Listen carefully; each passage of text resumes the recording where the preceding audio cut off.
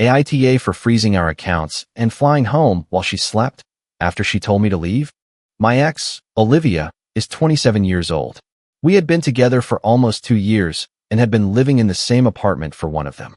That weekend, we had flown to her hometown for what she described as a mix of a corporate event and a high society gathering. For me, it was exhausting from the start. Pretentious dinners, conversations where people talked about their job titles instead of who they were, and constant whispers about who was important and who was not. From the moment our plane touched down, Olivia changed. She became colder, more critical. Every sentence she aimed at me felt like a veiled correction, as if I were being graded on a test I did not know I was taking. Do not say that here. Just smile. You do not need to explain yourself. You are being embarrassing. On the second night, during dinner at an upscale restaurant, I decided to push back. It was nothing scandalous. I just said calmly, "You do not have to talk to me like that." She let out a soft laugh, but it was not a nervous or uncomfortable one. It was pure, condescending amusement. She swirled the wine in her glass and replied, "This is my world, Liam. If you can't handle it, you should leave." The table fell silent. A couple of her friends smirked as if they were watching a television show. I looked at her, waiting for the "I'm just kidding" or some kind of softening gesture. It never came. "Okay," I said. She rolled her eyes. "Do not be dramatic. You know what I mean." I did not say another word. I paid the bill. We went back to the hotel, and she walked ahead of me, already typing on her phone, probably texting her friends about how I had ruined her night. She fell asleep almost instantly, as if nothing had happened. I could not. At 3 in the morning, I opened my banking app and froze all our joint accounts, the one for rent, the travel card, the emergency fund. She always joked that she forgot to pay me back her half of the expenses. At 4:15, I started packing my duffel bag in complete silence. At 5, I ordered a rideshare. By 5:42, I was on a flight heading home. When the plane took off, she was still sound asleep. Upon landing, my phone erupted. I ignored the first 10 calls, and the next 20 after that. I just sat there in the airport terminal, my backpack between my feet, while my phone vibrated relentlessly on the seat next to me. Missed calls, voicemails piling up, and a barrage of texts that started out cordial, then shifted to confused, and finally became aggressive. "Where are you? This is not funny. Liam, answer me. You are being incredibly immature." I waited until I was back in the air for my connecting flight to read the longer messages. The tone had changed rapidly. First, it was irritation. How dare I make her late for brunch? How embarrassing that I had just left. Then came the practical concerns. "My card is not working. Did you move money around? The hotel just told me the card for incidentals was declined." That is when I knew she was finally awake. I could picture it perfectly.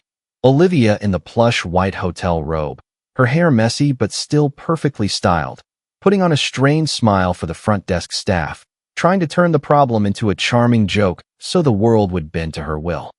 It did not. When my second flight landed, the messages were desperate. "Why did you freeze the accounts? This is not okay. Answer me right now." I finally answered a call just to hear what she would say. "You have lost your mind," she snapped the moment I said hello. "The card is blocked. Liam, fix it." "I am home," I replied calmly. There was a genuine, stunned pause on her end. "What do you mean, you are home?" "I took your advice," I said. "You told me to leave if I could not handle your world." Her voice shifted to that icy tone she used when she was truly furious. "You do not get to decide that in the middle of my trip." "I did not decide it. You did." She laughed in disbelief. "Do you think this is you standing up for yourself? You abandoned me." I did not respond. In a lower voice, I just said, "I left." She started yelling about her flights, the embarrassment, the meetings she still had. She never once asked me why I had left, only how my leaving affected her. I hung up when she called me selfish. A minute later, a photo came through, a screenshot from her banking app showing zero access to our joint funds. Below it, a single line. "You better fix this before you ruin everything." I looked at the message, then flipped my phone over, screen down. For the first time in months, the silence was a relief. When I got back to my apartment, my phone's battery was at 12%. I dropped my bag by the door, sat on the couch, and listened to one of her voicemails. "Liam, this is not funny. I have plans. You cannot just disappear and sabotage me because you had a bad night. Sabotage. Not hurt, not confuse, sabotage. I plugged my phone in and watched the messages pour in like a live news feed. The hotel needs a card to hold my room. My Uber was declined. I am literally trapped here. 20 minutes later, the tone shifted again. Let's calm down. We can talk about this when you fix the accounts. I did not mean it like that. That one almost made me laugh. I replied with a text. You told me to leave. I did. The 3 dots indicating she was typing appeared immediately. You are twisting my words. You know how I get when I talk.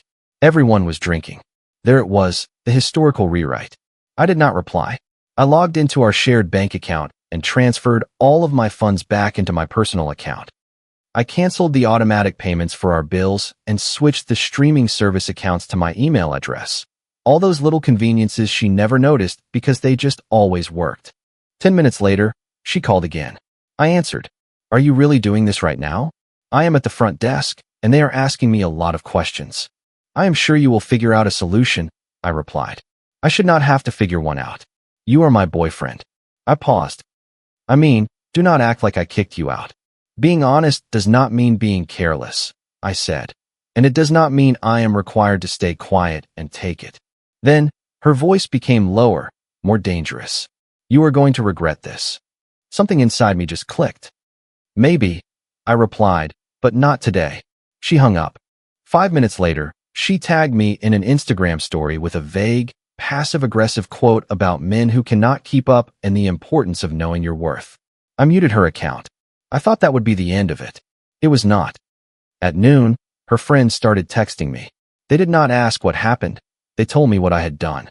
They said I was unstable, insecure, that I was exercising financial power over her because I could not measure up to her professionally. It is amazing how quickly a version of the story is built when one person controls the narrative. One message stood out. She is devastated, Liam. This is just cruel. You always knew how important this trip was for her. You always knew, as if my knowing implied my consent to be treated like an accessory. Around 1 in the afternoon, she called again. I answered, mostly out of curiosity. Her voice was different this time, more controlled. Okay, let's hit reset. You have made your point. I was not making a point, I said. I was listening to you. I could hear her sigh. You are being dramatic. You know I did not mean for you to actually leave. That is literally the problem, Olivia. You say things you do not mean and expect everyone else to just absorb the damage. She switched tactics. I am embarrassed, Liam. People are asking me why you are not here. I waited. Are you not going to apologize? She asked. No. I could hear her breath hitch. So what? You are just done. I looked around my quiet, familiar apartment. I think I was done a lot longer ago than I realized. That made her explode. So now you think you are better than me. Does leaving make you feel strong? No, I said. It just makes me not miserable. She laughed bitterly. You are going to come crawling back. You always do. That certainly told me everything I needed to know about how she saw me. I am not going to keep the accounts frozen forever, I added. I am going to close the joint access. You will have to cover your own expenses from now on. Panic began to seep through her anger. You cannot do that. I did not budget for this. I know. I was always the one who did the budgeting. She went silent. Not angry anymore, but scared. I need you right now, she said quietly. I did not feel the usual pull to fix things. I needed you to not treat me like a nuisance. I guess we are even. She hung up. She called again 5 minutes later. I let it go to voicemail. Between my takeoff and landing, I had already left her world. She just had not accepted it yet. The silence did not last. In the mid-afternoon, she stopped calling and started strategizing. The messages became longer and crueler. Everyone here thinks you are unhinged. My friends are asking if you are having some kind of breakdown. You really showed your true colors. I read every word without replying. When anger did not work, she tried to use shame. When shame failed, she appealed to the authority of a faceless crowd. Everyone says. At 4 in the afternoon, the real problem finally surfaced in a text. They will not extend my hotel room without a valid credit card. There it was. No emotion, just logistics. I typed, deleted, retyped, and finally sent a single sentence. You will have to put it on your own card. Her response was immediate. I do not have one with that kind of credit limit. I pictured her pacing down the hotel hallway, her confident smile cracking while the staff politely waited for a solution. Liam, be reasonable. This is humiliating. That word again. Humiliating. Not painful, not confusing. Humiliating, because it was all happening in front of an audience. I collapsed onto the couch and finally understood something I had been avoiding for a long time. She did not miss me. She missed the problems I solved for her. Minutes later, I received a call from an unknown number. I answered. Hello, a woman said cautiously. I am a friend of Olivia's. She is really upset. She did not mean what she said to you. I sighed. She said it very clearly. Relationships are about compromise, the friend insisted. They are, I replied. Ultimatums are not. An awkward silence followed. So, are you going to help her out? I thought of all the dinners where she corrected me mid-sentence, the jokes she made at my expense, the way she talked about my world, as if it were a quaint little town I was just passing through. No, I said. I already helped her. I left. I hung up before she could reply. That night, Olivia finally texted without any anger or irony. I did not think you would actually leave. I stared at the message for a long time. Then I replied, neither did I. It was the first honest thing we had said to each other all day. As night fell, I finally noticed my own exhaustion. Not a physical tiredness, but an emotional one. The kind of exhaustion that sets in when you have been functioning for someone else for far too long. I made a simple dinner, and, for the first time in weeks, I ate without checking my phone every 2 minutes. She did not stop, though. Calls, messages, voice notes, long paragraphs followed by single, pleading words. Please just answer me. Around 10, her tone changed again, anger now mixed with panic. Do you have any idea how this makes you look? People are talking. You could have just talked to me like an adult. That irritated me more than I expected. I texted back. I did. You laughed at me. There was a longer pause than usual. I was drunk. I was stressed. Do you know the kind of pressure I am under? I put my phone down on the table and just stared at the ceiling. It was always about the pressure. It was always her pressure, and my job was to absorb it in silence. At midnight, she called again. I answered. Her voice had lost its edge. I cannot sleep, she said. I know. This does not feel real. It is. Did you really leave me there? Yes. Silence. So what am I supposed to do now? That question was not cruel. It was honest, and that is why it carried so much weight. I do not know, Olivia, I replied. That is up to you now. She started crying then, not loudly, but with small, broken sounds, as if she was trying to make sure no one else in her room could hear. I did not think you would leave, she whispered. You always stayed. I stayed because I thought you cared, I said. Not because I was not capable of leaving. She stayed quiet. So is that it? It is over. I took a deep breath. I think it was over a long time ago. I just finally realized it. She hung up without saying goodbye. A few minutes later, the last message of the night arrived. I hope you know what you are doing. I looked around my apartment, my space, my silence, my life. For the first time in a long time, I do, I replied. I put my phone on the nightstand and went to sleep. I woke up to 17 missed calls, all from her, and one from an unknown number that I did not answer, though I knew it was one of her friends trying to pressure me into fixing things. I did not feel panic. I felt a sense of resolve. That surprised me. At 9 in the morning, she texted again. This time there was no pleading or anger, but a cold calculation. We need to talk about this like adults. This is getting out of hand. I almost choked on my coffee at the irony. We had talked. She just did not like the outcome. I replied, we already did. You told me to leave. The 3 dots appeared, disappeared, and then came back. You are acting like I threw you out on the street. I was frustrated. You know how my world works. Again, my world. I typed slowly. In your world, there was no room for me unless I stayed quiet. Her reply was immediate. That is not true. You just never knew how to measure up. You always took everything so personally. I felt the usual spark of irritation, but this time it faded quickly. Insults lose their power when you are no longer seeking the approval of the person saying them. An hour later, she sent a voice note. I hesitated, but I listened to it. Her voice sounded fragile. I am still here. I had to switch to a cheaper room. Everyone is asking about you. This is so humiliating. It was still about humiliation, still about appearances. I did not think you would actually do this, she added. I thought you needed me more than I needed you.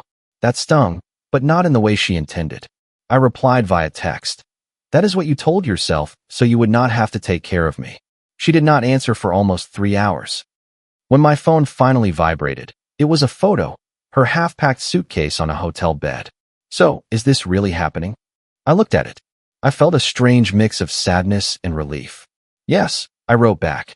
I did not block her number. There was no need. She was finally starting to understand that when you tell someone to leave, sometimes they actually leave and do not come back with an apology. The silence that followed was different. It was not peaceful yet, more like empty, the way a room feels after a loud noise suddenly stops and your ears need a moment to adjust. She did not text again that afternoon. No calls, no passive-aggressive social media posts. That unsettled me more than the chaos. Silence was never her style. Silence meant she was reorganizing her strategy. At 7 in the evening, another message arrived. I talked to my mom. Of course, she says you are being dramatic and that you are punishing me instead of communicating. I felt the familiar urge to defend myself, to justify my actions, to smooth things over. I let it pass. Then another message came through. But she also asked me why I would tell you to leave if I did not actually mean it. That made me sit up. I did not know how to answer her, she added. I pictured her pacing back and forth in that hotel room, replaying the dinner, her tone, the words she had used because she was so used to getting away with them, used to me swallowing everything so she would not have to. She called a few minutes later. I answered. I did not think it would go this far, she said quietly. It did not go far, I replied. It only went to the place you pushed it. I heard her sigh. I was angry. You embarrassed me. I almost laughed. By existing? You know what I mean, she retorted, but then she stopped herself. You do not always fit in. There it was, the truth that had been hovering over us for months. I never asked to fit into your world, I said. I asked for you to respect me within it. A long silence stretched between us. And now what? She asked. I thought of the calm I felt, of how not once in the past day had I wanted to go back and fix it for her. You finish your trip, I replied. I am staying home. Is that it? Yes. Her voice dropped to a whisper. You are not coming back, are you? I already did what you asked. This time she did not argue. Okay, she said, and for the first time, she sounded like she finally understood what that sentence meant. The next morning was strange. There were no alarms set to her schedule, no need to check my phone to see if I had already done something wrong while I was asleep. There was just sunlight coming through the blinds and a cup of coffee that I drank slowly, not in between sending apologies. She did not text until almost noon. She sent a long message, one that was clearly typed, deleted, and retyped several times. I am flying back tomorrow. We have to organize the logistics of this. I do not know what you expect, but I cannot pretend like nothing happened. That last line almost impressed me. I replied, You will have to find another place to stay. I am not going to pretend either. She answered quickly, So I am not welcome in my own apartment anymore? I read that twice. For months it had been my apartment when bills were due. It was funny how quickly it became our apartment again. The lease is in my name, I typed. You know that. She did not reply right away. When she did, it was with a voice note. Are you really doing this? She said, the disbelief returning to her voice. After everything we have been through, you are just going to erase me? I called her. I am not erasing you, Olivia, I said. I am separating myself from you. It is the same thing, is it not? No. Erasing is pretending it never happened. I remember everything. There was a pause, then, much softer. I did not think you would actually choose yourself. Neither did I admitted. I did not plan this. I just got tired of choosing you when you never chose me. I heard a long, shaky sigh on the other end. So that is it. Yes. I looked around my apartment again. My place, my rules, my peace. Something had finally settled inside me. Yes, I repeated. That is it. She did not argue. I will pack my things when I get back. After we hung up, I sat there for a while, just taking it all in. I did not leave out of anger. I did not leave to teach her a lesson. I left because she told me to, and for the first time, I actually believed her. She came back 2 days later, not to talk or fix anything, but just to pick up her things. I made sure I was not there. I left a note on the kitchen counter with a schedule and some instructions. I had put boxes by the door for her, and her side of the closet was already cleared out. No confrontations, no audience. She texted me once while she was in the apartment. This does not feel real. I read the message an hour later and did not reply. When I returned that night, the apartment felt different. Lighter. Her things were gone. The shoes by the door, the makeup on the bathroom counter, the framed travel photos she always said were for aesthetics, even the decorative couch pillows she had insisted on buying. Good. The last thing she left was her key on the counter. That night, she sent one last message. I did not think telling you to leave would make you actually leave. I thought you would fight for us. I stared at the screen for a long time before I typed my reply. I fought by staying a year longer than I should have. The 3 dots appeared, disappeared, came back, and then vanished. There were no more calls, no more stories, no more friends contacting me on her behalf. The noise had finally stopped. A week later, a friend asked me if I regretted it, if maybe it would have been better to handle it more gently. The truth is this: I did not leave to hurt her. I left because when someone tells you to get out of their world, they are showing you exactly how much space you truly occupy in their life. She thought her world was a privilege I was lucky to have access to. It turns out I was the one holding the door open for her. When I finally walked out, nothing collapsed. It simply went on, but without her voice in my head telling me I did not belong. And for the first time since I met her, I did not feel like I was just a visitor in someone else's life. Comment. Thank you for sharing this space with me today. This story really highlights how crucial it is to pay attention when someone shows you exactly where you stand. Walking away is not about punishing someone else. It is about preserving yourself. Sometimes, the most powerful response is quietly choosing your own peace over their chaos. You are never responsible for how others treat you, but you are always responsible for how long you accept it. Setting a boundary is not an act of war. It is an act of profound self-respect. True healing begins the moment you realize you do not need their apology to move forward. Always remember to offer yourself the same kindness and understanding you give to others. I hope you find the strength to build a life where you feel at home rather than like a guest. Take good care of yourselves. If you liked it, don't forget to leave a comment and support the channel by subscribing. See you in the upcoming stories.